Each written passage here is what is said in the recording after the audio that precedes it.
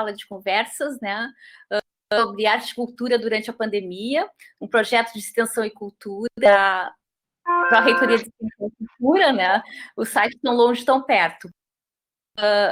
Hoje nós vamos falar da MEI, que vai nos contar um pouco do seu trabalho de doutorado e vai falar sobre o reentelamento com compostos de cero resistente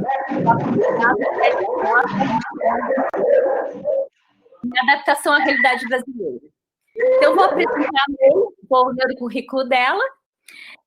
Sua formação em arquitetura e urbanismo pela Universidade de Santa Úrsula. Possui graduação em pintura pela Universidade Federal do Rio de Janeiro. É especialista em conservação de bens pela Universidade Federal do Rio de Janeiro. Especialista em conservação e restauração de bens culturais da cidade de Minas Gerais. Trabalha como conservadora restauradora. É professora auxiliar na Universidade Federal do Estado do Rio de Janeiro desde 2012. Tem experiência na área de biologia e em preservação e práticas de restauração. Atualmente é doutoranda no curso de Conservação e Restauro da Universidade Católica do Porto, em Portugal. Então, May, muito obrigada por ter aceito o nosso convite. Né? Obrigada a você. Eu e a Ana ficamos muito felizes, né, de ter aqui conosco, né, nessa distância. Né? Esse site tem proporcionado isso, né? Exato. Aproximar quem está longe. Né? Então, eu vou desligar minha câmera, eu vou estar aqui todo o tempo, qualquer coisa. Se cair a conexão, a gente se manda um WhatsApp. Espero que a gente tenha uma boa sala, sem esses imprevistos, tá bem? Eu também. Eu vou religar, então, desculpa te interromper, eu vou religar, então, o meu celular, que eu tinha desligado para não ter interrupções, mas vou religar, porque se você precisar mandar um WhatsApp, para eu poder tê-lo, vou só abaixar o som dele, tá? Mas vou deixar ele ligadinho aqui para não termos problemas, eu espero que não tenha. Obrigada. Agora você pode carregar a sua apresentação no sinal mais, como a gente fez o teste, tá bem? Eu vou tentar aqui.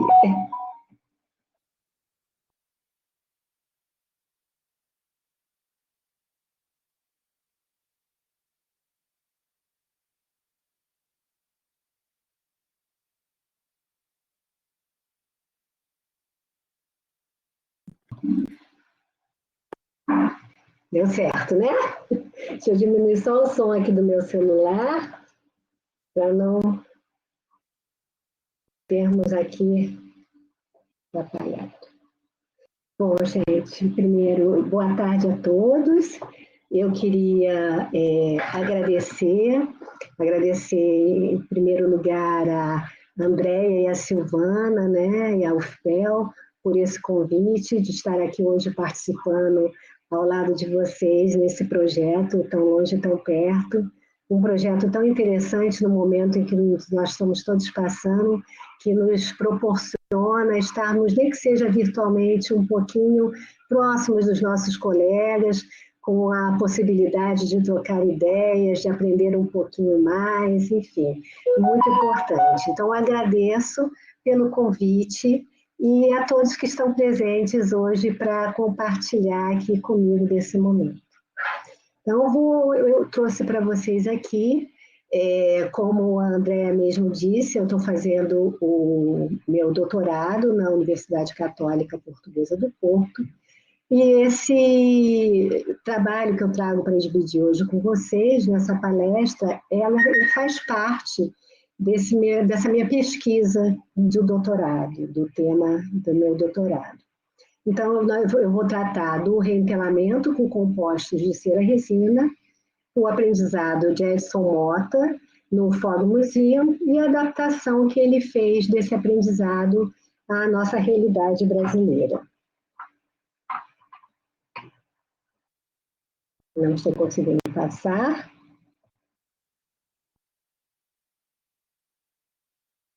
Não estou conseguindo passar. Abaixo da tela. Agora foi. Bem, então, para começar, eu listei 3, digamos assim, objetivos, dividi em 3 etapas, o trabalho, né, que seriam as mais interessantes, mais importantes. A primeira seria a discussão dos materiais e das técnicas de reentelamento, né, a cera resina, que foram praticados por Edson Mota após o seu retorno na sua formação no Ford Conservation Center. A segunda etapa seria o debater as vantagens e possíveis desvantagens desse método, né, num contexto como o nosso, do nosso país, um país com poucos recursos e com um clima tropical. E a terceira seria uma abordagem da história e das razões que muito provavelmente levaram esse processo técnico a ser a melhor opção, né? A ser a melhor opção para a preservação desse enorme patrimônio de pinturas sobre telas que nós temos aqui no Brasil à época que ele foi aplicado. Bom, para fazer isso, eu decidi que seria bom fazer uma pequena introdução, uma trajetória, um recorrido pela vida, né? Pela carreira do Edson Mota, o que ele, as passagens dele até ele se tornar conservador restaurador. Então, Edson Mota nasce em Juiz de Fora, na cidade mineira de Juiz de Fora, em 1910, e ele vem para o Rio de Janeiro, em 1927, com apenas 17 anos, com a intenção de cursar a Escola Nacional de Belas Artes. Como nós sabemos, naquela época, a Escola de Belas Artes no Rio de Janeiro era um ponto de referência para todos aqueles que queriam uma formação na área de artes. E ele, então, vem para cá comum com esse intuito e se torna um aluno livre de pintura na escola. Em 1931, junto a outros colegas da escola, outros pintores, ele funda o chamado Núcleo Bernardelli, né? Ele foi um dos primeiros presidentes, o primeiro presidente do Núcleo Bernardelli, que era composto por artistas muito conhecidos, como Bustamante de Sá, Bruno Liakovsky, Pansetti, enfim, Rescala, um número enorme de artistas bem conhecidos. E o que foi esse Núcleo Bernardelli? Era um grupo de alunos da escola que estava muito insatisfeito com a forma conservadora de ensino da escola à época, principalmente que eles estavam vendo toda aquela informação vinda de fora, dos modernistas, né? E eles, então, estavam muito inconformados com isso, eles queriam uma mudança nisso. E eles criaram, então, esse grupo com essa intenção. E uma das coisas que eles faziam no grupo era a busca, né, a exploração de novos materiais, novos métodos não convencionais, né, na pintura, coisa que a escola não queria mudar. Isso, por que eu estou falando isso? Porque isso foi de grande valia, ajudou muito no futuro como restaurador de Edson Mota. Ele já tinha nato nele essa curiosidade, essa vontade de explorar novos materiais, coisas, mas a participação no grupo aumentou mais ainda e deu a ele possibilidades maiores ainda nesse sentido e nesse pensamento, desenvolvimento desse tipo de pensamento. Bom, em 1939, ele recebe, através do Salão Nacional de Belas Artes do Rio de Janeiro, o Prêmio Viagem ao Exterior. Como vocês sabem também, o Salão Nacional de Belas Artes era um salão conhecidíssimo, todo e qualquer artista que desejasse seguir na carreira e que fosse, enfim, se projetasse como um bom artista, ele deveria conseguir fazer uma exposição no salão e se ganhasse um prêmio, então, era uma gratificação enorme. E ele ganha o primeiro prêmio, aqui está ele, no dia do embarque dele no porto, junto a alguns familiares e amigos. Então, ele vai por 2 anos para a Europa para aperfeiçoar esse conhecimento em pintura dele.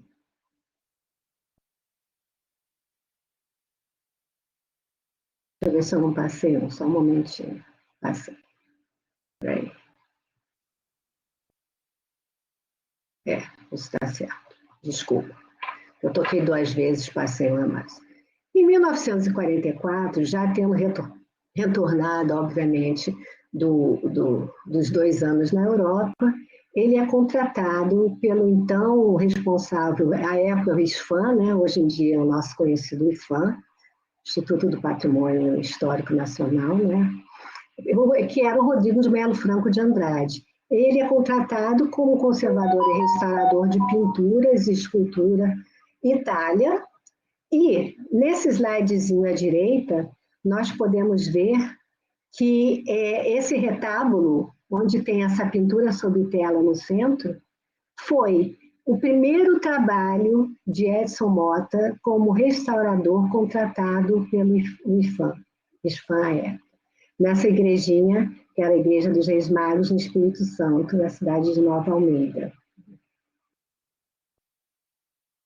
Em 1945, então, ele é enviado para o programa de treinamento profissional desenvolvido no Fogg Conservation Center, na Universidade de Harvard, em Boston, nos Estados Unidos. Ele chega lá, e aqui esse slide eu botei para mostrar a vocês, ressaltar que eles estavam numa época assim, tão ligada a essa parte científica, a mudanças, querendo literalmente se desprover, digamos assim, de toda aquela parafernália, entre aspas, né? Se é que a gente pode falar dessa forma, de cavaletes, tudo aquilo. Então, olha que interessante esse slide, eles não usam cavaletes, eles usam umas mesas que se assemelham às mesas conhecidas para projetos de arquitetura, que podem ser mantidas no plano, quando você tem uma obra que necessita de um tratamento a ser feito na horizontal, ou podem se manter totalmente inclinadas, fazendo as vezes de um cavalete. Quer dizer, isso foi mais uma curiosidade, né, para mostrar o quão eles estavam envolvidos nessas mudanças, né, nessas novidades. Bem, em 47, ele então retorna ao Brasil como o primeiro profissional na área de restauro com formação acadêmica. Existiam outros profissionais brasileiros, restauradores? Existiam, mas nenhum deles ainda com formação acadêmica na área. Ele vai e faz no FOG esse curso, esse preparo todo. O FOG foi pioneiro em lançar um curso desse tipo, e ele retorna, então, com esse título, né, de primeiro na profissão, em formação acadêmica. Aqui é uma foto dele trabalhando no ateliê em Petrópolis. Ele trabalhou também muito nas obras do Museu Imperial de Petrópolis. E aqui, então, eu vou falar um pouquinho da história dessa técnica, né, do composto de cera resina e como ela chega aos Estados Unidos da América. Bom, essa técnica, como vocês sabem, ela foi desenvolvida e aperfeiçoada por um restaurador holandês chamado Nicolas Hopman, que passou esse conhecimento para o filho dele, que trabalhava com ele, o William Hopman. Por serem holandeses, o método acabou ficando conhecido como método holandês de reempelamento. No final do século XIX, que nós vemos aqui nessa outra setinha, o filho, o William Hopman, começou a passar, então, esses conhecimentos a outros restauradores holandeses, como o Alois Hauser e o Hendricks, que, por sua vez, passaram a disseminar esses conhecimentos desse método a outros restauradores, mas agora fora da Holanda. Eles passaram para Alemanha, Áustria, foram disseminando esse conhecimento. E como é que surge o Karel de Wilde? Karel de Wilde, ele se torna restaurador, ele treina como conservador e restaurador em Viena, na Áustria. De lá, ele vai para Berlim, onde ele trabalha durante uns anos, e fica até 1911 trabalhando no ateliê de restauração em Haia, quando, em 1911, ele se muda para os Estados Unidos, para a cidade de Nova York. E é assim que ele leva para os Estados Unidos os conhecimentos a respeito desse método de reempelamento, e é assim que esse conhecimento chega ao fórum. Bem, eu fiz aqui só uma tabelinha curta, simples, para nós termos uma ideia das fórmulas, né, que eram utilizadas, as principais, que, assim, só para mostrar a vocês como ao longo do tempo essas fórmulas variavam um pouquinho, mas elas sempre mantinham duas coisas em comum. Era o uso da cera de abelha associada sempre a uma resina. A resina podia ser diferente, mas ela estava sempre lá. Então, nós podemos ver o exemplo aqui. Segundo a Hauser, que aprendeu com o Hoffman, né, a fórmula dele tinha uma cera branca, provavelmente uma cera de abelha clarificada, e a resina era colofone. Já no FOG, onde o Edson Mota foi treinado, eles faziam uma mistura de cera de abelha com percentual de parafina. E a resina era a resina Damar associada à goma de Lemy. Edson Mota, ao chegar ao Brasil, ele faz uma pequena alteração nessa formulação. Ele continua utilizando a cera de abelha com percentual de parafina, mas ele acrescenta também um percentual de cera de carnaúba, que, segundo as próprias palavras dele, daqueles que estudaram com ele, era para que aumentar o ponto de fusão, né, da mistura final do adesivo, por estarmos num país de clima tropical com temperaturas mais altas. Aqui ele troca também a resina de Damar e a goma de Lemy pelo breu, que era a nossa, que na realidade é a nossa colofônia. Por quê? Resina de Damar, goma de Lemy teria que ser importado, era um custo muito alto, até porque o patrimônio que ele tinha a tratar era um patrimônio vasto demais, e o breu estava aqui à mão, era muito mais fácil de se obter, barateava bem o custo. Então ele faz essa adaptação. Bom, qual era a lógica que estava por trás do uso desse método com esse adesivo de zero resina, né? Eles buscavam três coisas. A lógica por trás do método era a busca de uma aderência do novo suporte, a penetrabilidade do adesivo, quer dizer, o adesivo tinha que ser capaz de penetrar, né, ter uma boa penetrabilidade na estrutura pictórica, e aí uma eficiência como barreira de umidade.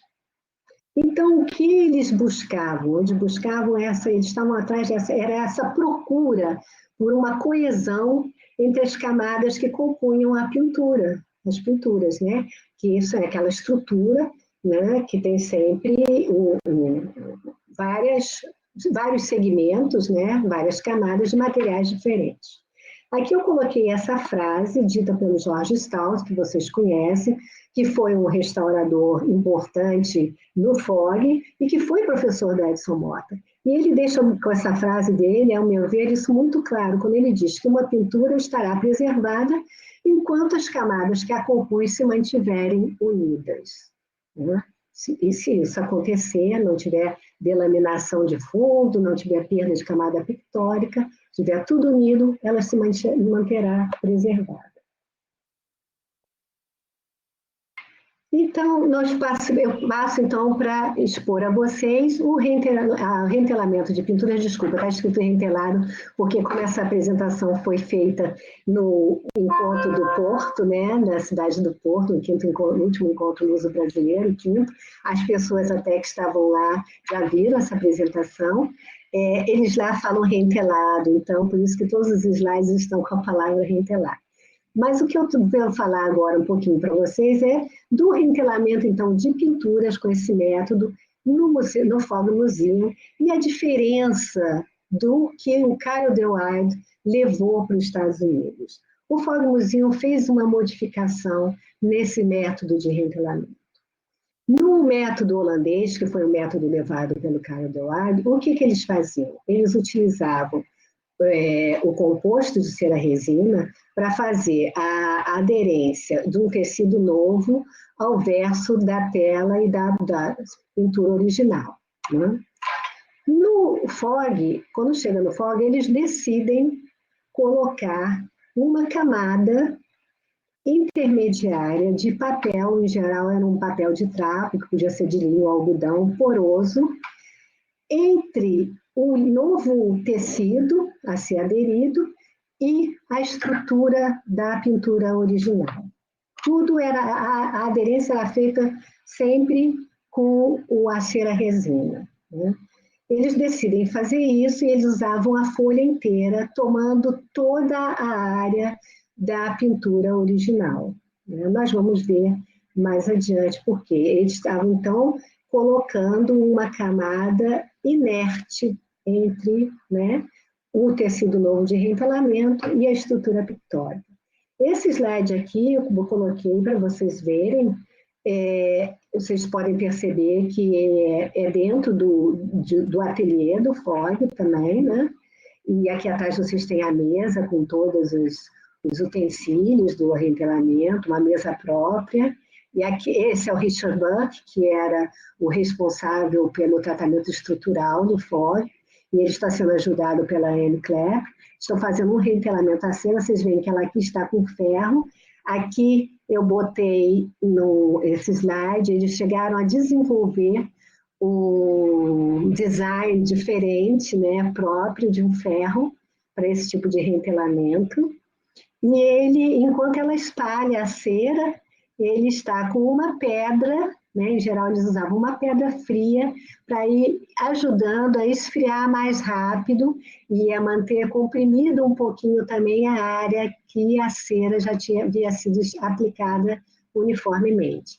Aqui do lado também tem um rolinho que foi desenvolvido, que eles usavam para diminuir as ondulações, para ajudar a colocar no lugar as camadas de pintura que estavam em desprendimento, isso tudo com muito cuidado e com a cera líquida. Agora, esse aparato que vocês veem aqui, que eles desenvolveram, eles corria nesse trilho aqui, essa carreira de lâmpadas de infravermelho. Qual era a finalidade disso? Era manter a área que eles estavam trabalhando no momento aquecida, para que a cera ficasse bem derretida, né, o suficiente derretida para que fosse espalhada de modo uniforme por aquela área. E eles iam manualmente correndo por esse trilho à medida que faziam o reentelamento, né, faziam o tratamento. Agora vamos passar o método que Edson Mota aprende lá e vem aplicar no Brasil. Bem, já pelo slide, nós já podemos notar a diferença, né, digamos assim, condições de trabalho. Né? Vocês podem notar que aqui, vocês me perdoem, a cachorrinha está latindo ao fundo, enfim, que aqui eles não têm um lugar próprio, eles estão trabalhando in situ. Quem já trabalhou in situ sabe que é terrível, que por mais que você se programe, que por mais que você conte com todas as opções de material que você vai precisar, com tudo que você, enfim, que pode acontecer e surgir, nunca é o suficiente. Não há coisa melhor do que você trabalhar num local preparado para aquele tipo de trabalho. Trabalhar in situ, você, por mais que se previna, tem sempre um quê de improvisamento, né? De improvisação, perdão. Então, nessa foto vocês já notam isso, né? Foi um trabalho feito no monumento rodoviário, que fica na Estrada Dutra. Vocês já podem notar que é uma coisa totalmente improvisada, o espaço, eles estão usando, o trabalho está sobre uma mesa de madeira comum, né? Pelo tamanho da mesa, vocês já notam também que as dimensões da obra tratada são bem maiores do que as encontradas e que foram trabalhadas por Edson Mota no Fogg durante o treinamento dele. Aqui nós temos parte da obra no chão, olha. O estado de deterioração das obras eram sempre também muito mais avançados. A improvisação, vocês veem que é total. Aqui nós temos uma panela de ferro, né? Onde fica o composto de cera resina. Então, a dificuldade dá para a gente ver que é bem maior, né? Dá para se notar a dificuldade que se tinha no trabalho na época, a diferença de dificuldade entre um lugar e outro. Mas as palavras do Edson, que eu coloquei aqui, dizem bem o que ele pensava a respeito desse tipo de tratamento, né? Quando ele fala que o reentelamento com composto de cera e resinas é destinado a reforçar a tela original e fixar a pintura em definitivo. Então, não havia mais perda de pintura. Mas aí o que ele faz? Ele vai fazer, de novo, uma modificação nesse método aprendido no FOG, também por razões de custo. Lembra daquela folha do papel de camada intermediária inerte que eu falei anteriormente a vocês? Pois então, ele não teria condições de importar, que teria que ser importado aqui no Brasil, na época nós não tínhamos, a quantidade necessária para se utilizar em obras desse tamanho, né? E principalmente um número enorme de obras que existiam, que não era só essa, né? Era tratar todas aquelas igrejas de cidades do interior, cidades mineiras, era muita coisa. E coisas muito, com estado muito avançado de deterioração. Então, ele não tinha custo, não tinha como fazer isso. Então, o que ele pensou? Quando o FOG utilizou essa folha de papel, né, esse papel como camada intermediária, eles estavam pensando em quê? Nos rasgos, nas perdas de tecido, né, nas áreas de perda de tecido, nos furos. Então, o que ele fez? Ele pensou, ao invés de colocar uma folha dessas, que eu teria que importar e não temos condições, eu vou colocar localizado em cada rasgo, em cada área de perda de tecido, em cada furo, um pedaço de jornal. E foi o que ele fez. Bom, ao fazer isso, ele criou, então, né, ele fez uma modificação no sentido do método e passou, então, ele criou o que seria, o que eu viria a chamar de uma impregnação assistida. Eu vou explicar a vocês o porquê, a razão disso, né? Vocês já vão saber disso, que são todos colegas da área, isso não é novidade para ninguém, mas só para que nós possamos entender melhor, né? Percorrer melhor a palestra, os slides, o que eu quero expor, coloquei assim, o que acontece? Vamos imaginar que isso aqui é a estrutura de uma pintura, que em geral é formado por um tecido, um fundo, uma camada pictórica, né? Às vezes, podendo ter um verniz ou não. São materiais diferentes que, quando submetidos a forças externas, que podem ser forças de tração ou forças de oscilação de umidade, enfim, reagem de forma diferente. Quando se tem uma estrutura como essa, ela reage, ela se estende reagindo, né, a essas forças, dependendo do tipo de força, até um determinado limite. Muitas vezes isso provoca até o craquelê da camada pictórica, porque ela não tem uma elasticidade, uma plasticidade que acompanhe o movimento do restante da estrutura. No entanto, se nós tivermos, como aqui embaixo, imaginarmos só e unicamente um tecido, um pedaço de um tecido, nós vamos ver que, submetido às mesmas forças, eles têm a capacidade de se estender bem mais, né?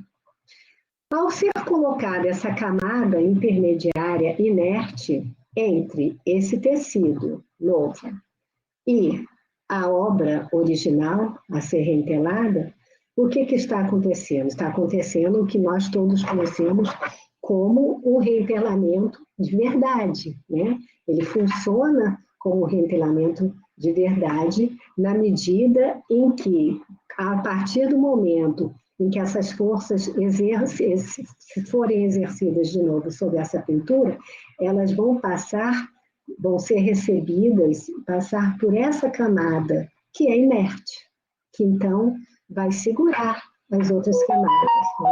Então, esse é o verdadeiro sentido do reentelamento, né? Evitar essa expansão. Na medida em que a Edson Mota faz a supressão dessa folha, dessa camada intermediária, e coloca pedaços espalhados, ele perde essa característica, né? Mas eu quero fazer, antes de dar continuidade, uma observação. Naquela época, Ninguém estava pensando no reentelamento com essa intenção verdadeira de reentelamento mesmo, com essa função. Estavam todos preocupados na planificação, na consolidação da camada pictórica para que não se perdesse, mas não havia ainda esse entendimento a esse nível da função do reentelamento. Isso só vai acontecer mais tarde, lá para os anos 70, principalmente com a conferência de Greenwich, quando um certo número de profissionais da área se reúne única e exclusivamente para discutir reentelamentos, né? Então, ninguém estava pensando nisso. Embora o Fogg tivesse feito essa mudança, no momento em que ele fez a mudança, ele também não estava alcançando ainda esse nível de pensamento em relação ao reentelamento, à função verdadeira do reentelamento. Bem, então, ao suprimir isso, como eu falei, o Edson Mota muda totalmente essa conotação, né, essa função do reentelamento. No entanto, como ele mesmo diz aqui nessa frase dele, mudei sem querer. Como ele mesmo diz nessa frase, o adesivo penetra o tecido original e readere o fundo e a tinta, além de servir como barreira contra a umidade. Então, de certa forma, ele estava cumprindo não a função de reentelamento, no sentido óbvio, né? No sentido que se tem hoje em dia e há algum tempo do que deveria ser, mas ele estava cumprindo aquela função, aquela lógica que estava por trás, que eu comentei no início, né? Estava fazendo a consolidação, o adesivo estava conseguindo ter uma boa penetrabilidade a ponto de fazer a consolidação de todas as camadas e estava servindo como barreira de umidade às possíveis oscilações, né, ambientais. Aqui eu botei esse exemplo só para mostrar a vocês. Esse é um detalhe dessa pintura de Rodolfo Amoedo, né, a Moema, que está no Museu Nacional de Belas Artes. Esse detalhe faz parte desse setor aqui da pintura, olha. Um dos braços dela, outra parte do braço, parte do rosto e do cabelo. E vocês podem ver como estava, essa pintura foi tratada por esse método, pelo Edson Mota, e ela estava assim na época do tratamento, antes dele fazer esse tratamento. E ela recobrou totalmente, essa é uma foto, uma imagem atual dela, foi feita, eu fiz questão de fazer no final de 2019, antes da pandemia, bem no finalzinho de 2019, né, um pouquinho antes de dezembro, para mostrar que ela ainda se mantinha assim, a pintura passou por outro tipo de tratamento, mas não nesse sentido, então funcionou, né? Isso nós podemos ver que realmente funcionou, mesmo ele fazendo essa modificação para esse sentido, para essa lógica que eles almejavam à época, ela deu resultado. Bom, o que mostra muito isso é a preocupação deles, essa preocupação que eles tinham com a busca pela garantia dessa coesão, né? Isso fica muito evidente durante uma verdadeira campanha que foi feita no Museu Nacional de Belas Artes a partir de 1968. Foi quando Edson Mota trabalhou lá nessas obras, inclusive a Moema, que eu mostrei anteriormente, né? E onde todas as obras, você tem uma ideia de como isso era importante, de como eles buscavam, evidentemente, isso, todas as obras do museu de pintura sobre tela foram reenteladas por esse método. Para vocês terem uma ideia, eram 50 obras, dessas 50 obras, 40 eram pinturas sobre tela, e todas foram reenteladas, todas as 40 reenteladas com esse método. Mesmo aquelas que já haviam sido reenteladas pelo método de cola de pasta, tiveram esses reentelamentos removidos e novos reentelamentos feitos com o método de cera resina.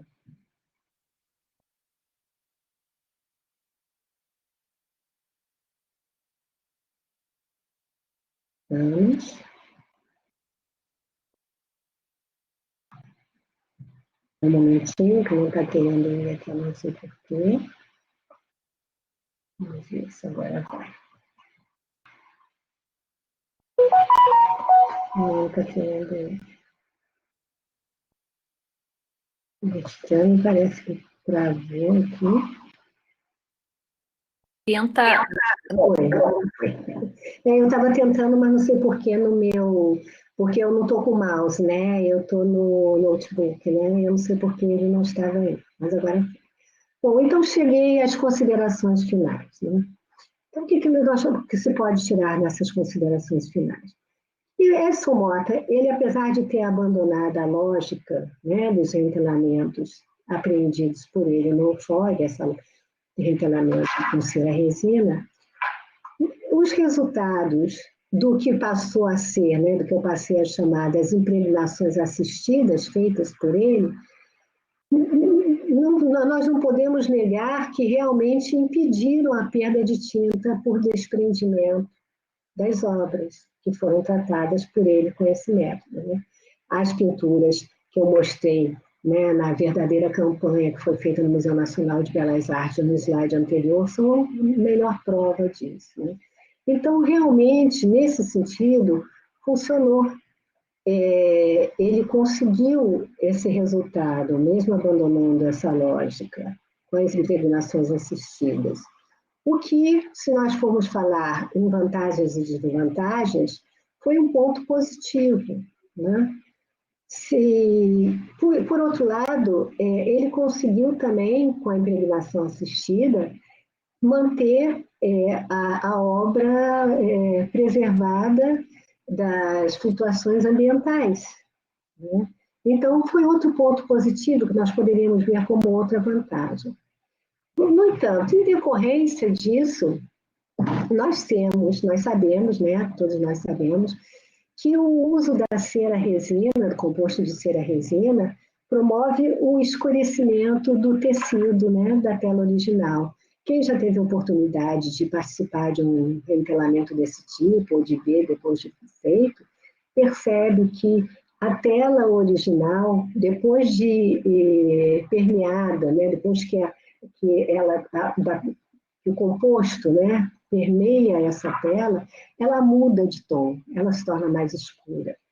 O que causa uma alteração, né, tonal na composição muito grande, principalmente daqueles pintores que costumam tirar partido da utilização do fundo da tela, né, como na composição dele, junto com outras áreas em que eles usam a tinta. Então, já modifica. Outra coisa que a cera resina modifica também, muitas vezes, ela torna algumas áreas mais transparentes, ela torna alguns tons mais frios. Quer dizer, então, esse conjunto de coisas acaba trazendo uma mudança tonal na composição total da pintura original. Né? São desvantagens. Por outro lado, também uma grande desvantagem é que, por ter uma grande penetrabilidade, o que a faz o método, digamos assim, de consolidação excepcional, ao mesmo tempo que se torna um método excepcional de consolidação, ela é irreversível, porque ela penetra tanto a todas as camadas da estrutura pictórica que você, se quiser no futuro, você não pode reverter, nós sabemos disso. Pode-se até tentar colocar a obra na mesa térmica, sob calor, com muito cuidado, com um tratamento assistido, mas os estudos já provaram que não há uma reversão total, não se consegue drenar 100% da cera. Né? Ela fica ali, um percentual fica ali eternamente, não sai mais da obra, o que é uma grande desvantagem. Mas então, ditas as vantagens e desvantagens, o que eu gostaria de colocar também é que nós todos sabemos, né, que seja esse método de reencanamento ou qualquer outro, hoje em dia, já há algum tempo, já são métodos que não se pensam mais em ser utilizados, né?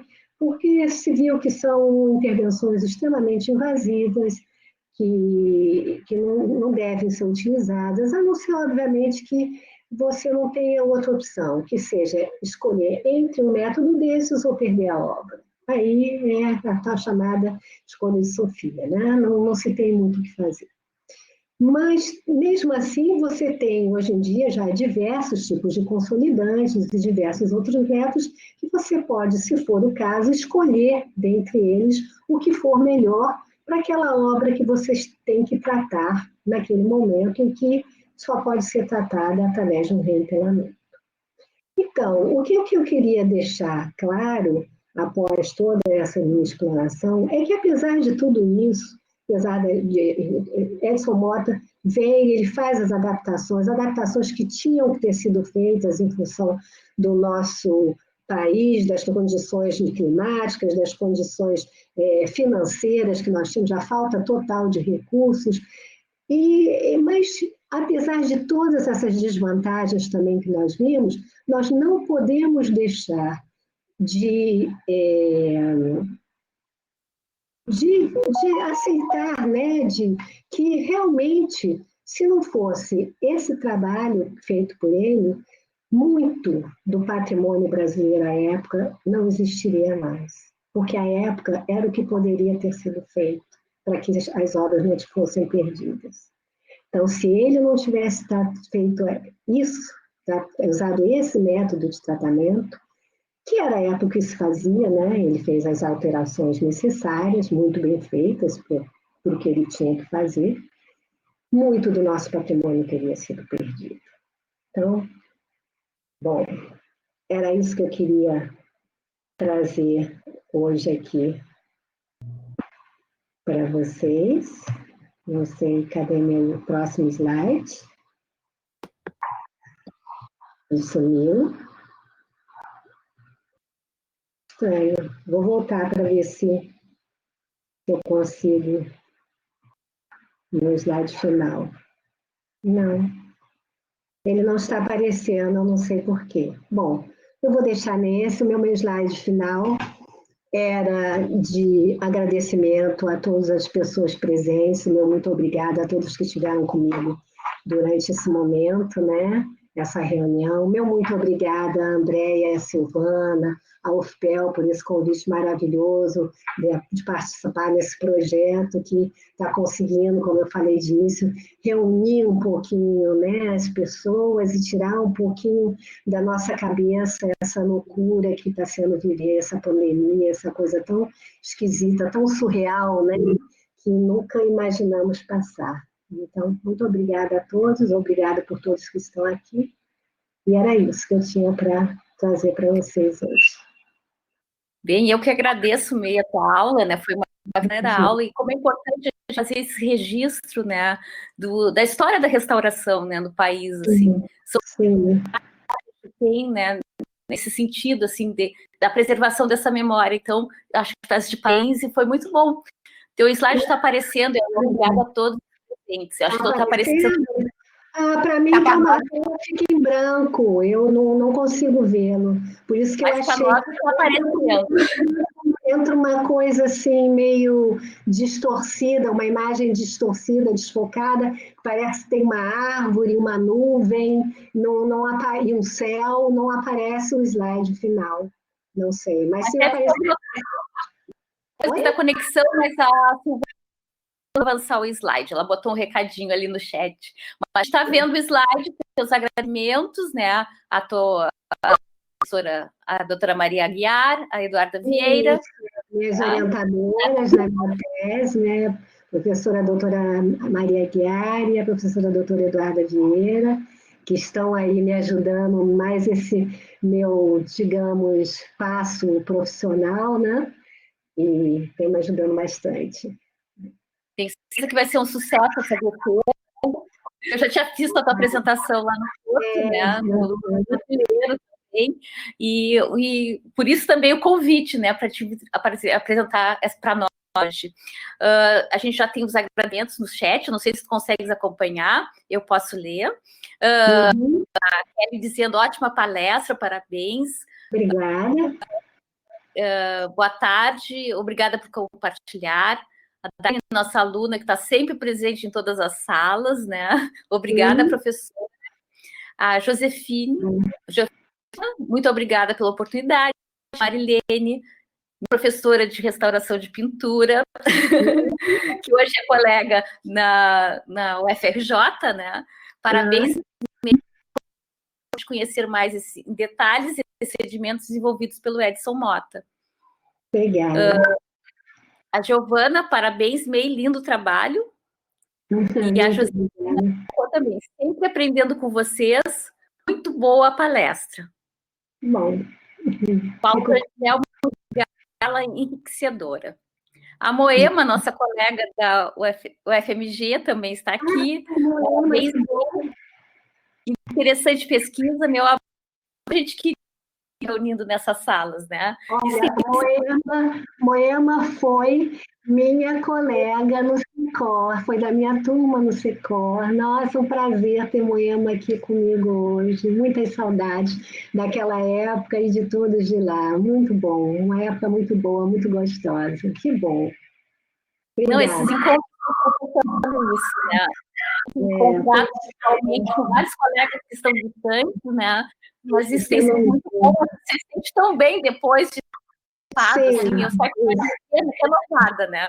É importante, porque nós estamos sempre com aquela preocupação, saber como é que estão as pessoas que estão longe, que nós não vemos, que nós não temos notícia, né? E é bom saber que elas estão bem, estão aí, atuantes, participantes, isso é muito bom, muito gratificante. Muito mesmo. Ela fala ali, sim, convívio, que amor. Fala, desculpa, eu não entendi o que você disse, porque está dando um pouquinho de eco, não sei se... O microfone aparece para ti 2 vezes.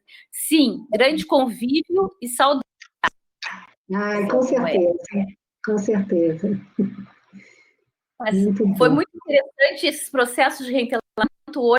Até ensina os alunos na sala de aula como fazer esse procedimento, porque eles vão pegar também obras para serem restauradas que utilizaram esse processo de restauração, né? Então, é muito importante eles terem esse conhecimento e ter essa visão histórica, né, do processo, de como surgiu, né? O Edson Mota foi um grande restaurador no Brasil nesse momento, né? E espalhou por todo o Brasil.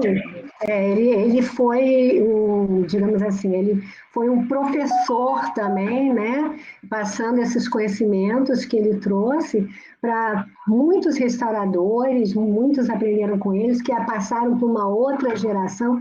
Claro que depois as coisas foram se modificando, foram chegando os novos conhecimentos, como é normal em toda a área de atuação profissional, né? Mas ele foi, assim, digamos, um precursor, né, nessa área. E eu concordo com você, eu também passo essas informações para os meus alunos, porque eu acho que é muito importante se tenha informação desses métodos, não só, como você disse, para eles estarem familiarizados ao encontrarem uma obra assim, mas também para terem uma visão crítica dos tratamentos que eram e que são utilizados, né? É importante você ter uma visão, no meu entender, ampla de todo tipo de tratamento, para você poder até fazer a escolha, as suas escolhas, ter as suas opiniões e fazer as suas críticas, porque se você não conhece, não tem como criticar, né? Não tem muito o que dizer. Então, eu acho importante também que eles conheçam todos esses métodos que às vezes nem são mais usados, ou que podem ser, como eu falei durante a palestra, utilizados em algum momento em que você não tenha outra opção, que essa seja a única opção assertiva, digamos assim, para salvar a obra, né? E, enfim, é importante isso, a meu ver, também, que eles saibam, que eles tomam conhecimento disso. É muito importante. Né? E uma curiosidade, no trabalho de conclusão no Secor, eu restaurei o ex-voto da Capela Nossa Senhora do Ó. E aí a ficha que veio do IFAM, acompanhando, restaurada com o tratamento de cera resina pelo Edson Mota. A ficha ainda tinha as informações dele no estudo.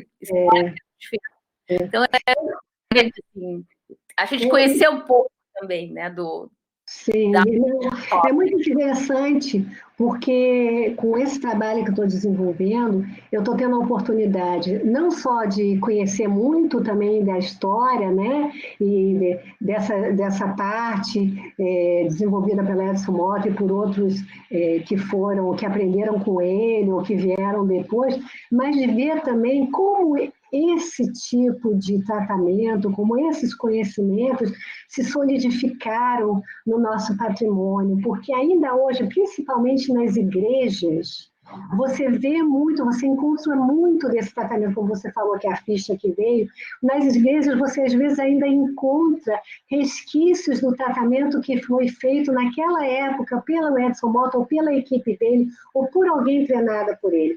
Nos museus é mais difícil, porque as obras no museu são mais, né, já foram tratadas novamente, mais vezes, né, digamos assim. Mas nas igrejas é muito comum. Quer dizer, aí você tem uma ideia da dimensão, né, que esse tipo de conhecimento tomou no nosso país, sabe? De como ele entrou, como o Edson Mota entrou com esse conhecimento, assim, numa dimensão impressionante no restauro, na história do restauro do nosso país. Realmente impressionante isso. Porque foi um momento também de muito patrimônio precisando de restauro ao mesmo tempo, né? Era uma verdadeira loucura. Eu fico olhando e eu fico imaginando como eles conseguiam restaurar tantas coisas tão deterioradas, tantas obras tão em estado de deterioração tão avançada, em tão pouco tempo, tantas durante um ano. Eu pego a relação de todas que foram feitas no ano nos arquivos do IFAM, é impressionante, sabe? E o estado lamentável, sabe, da obra é assustador, sabe? Você olha e pensa, meu Deus, foram heróis, porque... Conta a história para nós, né? Eu acho que esse registro da tese vai ser um marco, assim, também. A gente vai ficar com tudo isso registrado, né? A tese vai pegar também muito a parte técnica, né? Que é a parte que até então foi muito pouco vista nesse sentido, então ela vai pegar muito essa parte técnica que foi utilizada, né? De que se disseminou aí. Eu agradeço muito a Marisa, muito conhecer tudo. A Tereza Cristina, parabéns, May, gostei muito. Obrigada, e a Catarina do Porto. Olá, May. Fala, Catarina, uma obra que é famosa por ter recebido tratamento com cera resina, e sabe-se quais os efeitos? Principalmente o amarelamento das camadas pictóricas. Entretanto, já foi totalmente restaurada.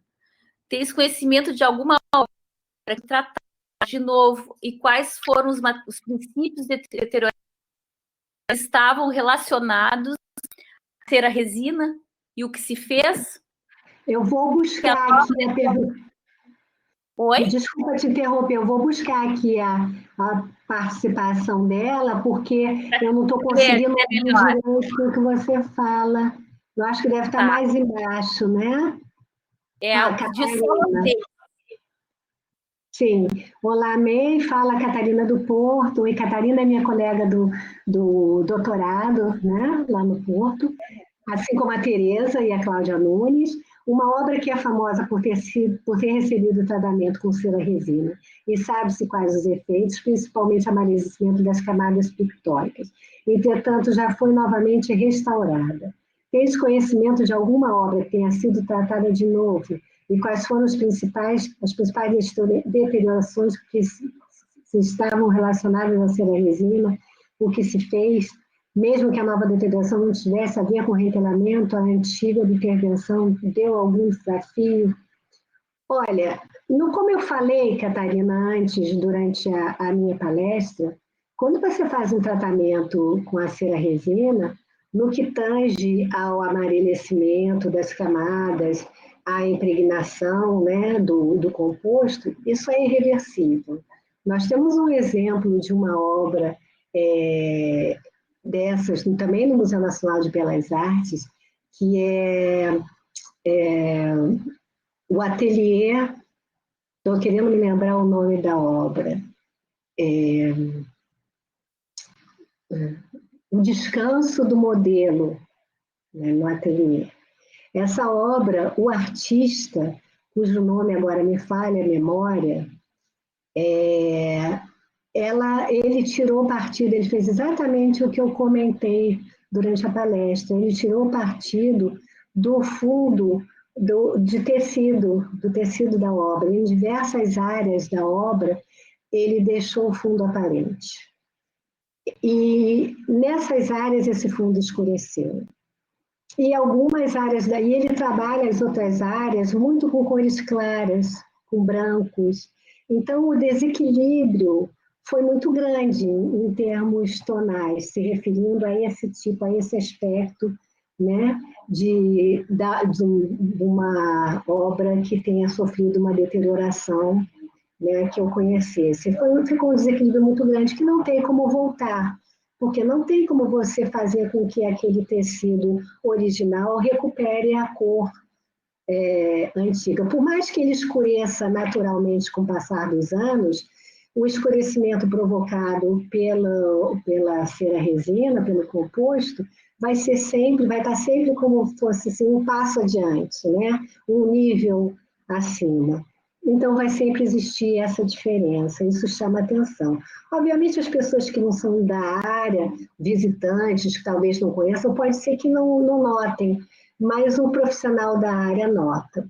Agora, obras que tenham sido tratadas de novo, né? Sim, muitas vezes você pega, eu mesmo já peguei obras no ateliê, né? Quando eu trabalhava só no ateliê privado, que estavam reteladas com cera resina. Você pode remover-se, né, o rentelamento de cera resina, se for o caso. Muitas vezes até você remove porque você chega à conclusão que a obra não precisava de ter sido rentelada naquele momento, foi um caso mais preventivo, como se acreditava à época, mas é o tal negócio, você pode remover aquele rentelamento, você pode até fazer outro, se for o caso, mas no caso de fazer outro, se a obra precisar de um novo, por exemplo, digamos que ela tenha sido feita com cera resina, aqui agora eu estou imaginando, digamos que isso acontece, digamos que ela tenha sido feita, rentelada pelo processo de cera resina, esse rentelamento agora não funciona mais, ou ela sofreu um acidente, um racho, enfim, esse rentelamento precisa ser modificado, precisa ser trocado. Você pode remover o rentelamento e aí você vai ter que ter cuidado na escolha do novo adesivo que você vai usar para o seu outro rentelamento. Por quê? Porque como você não consegue remover totalmente a cera resina, como ela fica ali na estrutura da obra, não vai ser todo o tipo de adesivo que vai ter aderência ao substrato da obra, né, ao tecido original, enfim, que está com esse resíduo de cera. Então, você vai ter que ter uma preocupação na escolha desse adesivo. Eu vou dar um exemplo. Um adesivo em que você pode utilizar com a cera resina é o Biva, né? Ou Beva, muitas pessoas chamam de Beva. Você consegue utilizar ele com a cera, num processo em que a cera já foi utilizada e que é removido. Mas não são todos os adesivos que permitem isso. Então, é uma coisa que você também tem que estar atento num processo desses, né? Não sei se respondi toda a sua pergunta. Se tiver ficado alguma coisa faltando, por favor, você me diga. Então, tá ok.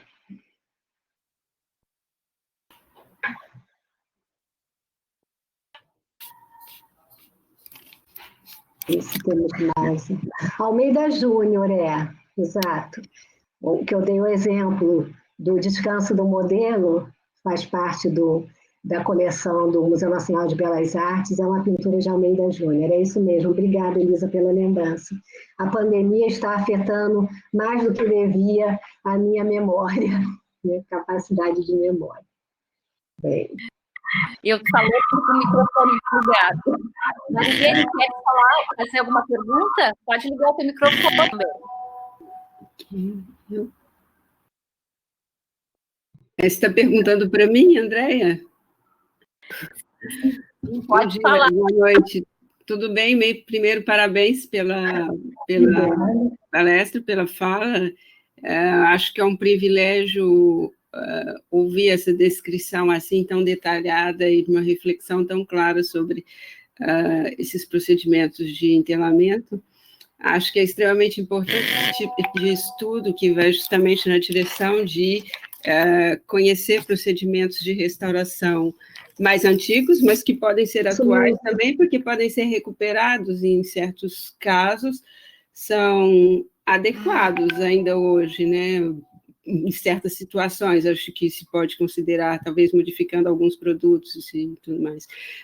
E também esse roteiro todo que você fez de recuperar a informação primeira, assim, desses enterramentos e como isso foi modificado e adequado para a situação no Brasil, acho que é muito interessante, porque a gente vê a necessidade que a gente tem também, ainda hoje, de adequar muitos materiais e a propriedade com que o professor Edson Mota fez isso, né? E outra coisa que acho que é importante ressaltar é a qualidade dos relatórios técnicos do professor Edson Mota. Eu tive a oportunidade de ver alguns no Museu Nacional de Belas Artes, realmente são primorosos, são primorosos, é de uma qualidade, de um rigor, assim, é incrível. Eu acho que são documentos que a gente deve, de alguma forma, através de estudos, talvez, divulgar e tornar públicos, porque é muito importante para os nossos alunos, para os restauradores, de uma maneira geral, no Brasil. Obrigada pela apresentação. Obrigada, André. Eu que agradeço, Marilene, pela sua assistência aí, pela sua fala, muito obrigada, muito gentil. E realmente eu concordo com você, esses documentos são muito importantes, porque afinal de contas, eles estão falando da nossa história da profissão, né? Nós estamos descobrindo a nossa história dentro da nossa profissão, uma profissão que nós ainda lutamos para ser reconhecida, né? Quer dizer, quanto mais detalhes, quanto mais nós conseguimos saber a respeito dessa profissão, eu acho que melhor para nós, né? Eu acho que é um dado, assim, são dados muito, muito importantes que realmente merecem estudos, merecem divulgação, os alunos precisam saber, que é realmente um lado histórico muito importante para os profissionais da área. Obrigada mais uma vez pela sua fala, Marilene. Bem, eu acho que no cumprimento do nosso horário, né, foi ótimo te agradecer mais uma vez por ter participado da nossa convite, maravilhosa, né? Muito obrigada. E colegas em outras, a gente está com uma programação bem legal, e vamos começar a sala em parceria também com a Acor RS, Associação dos Conservadores e Restauradores Culturais, a partir de segunda-feira também.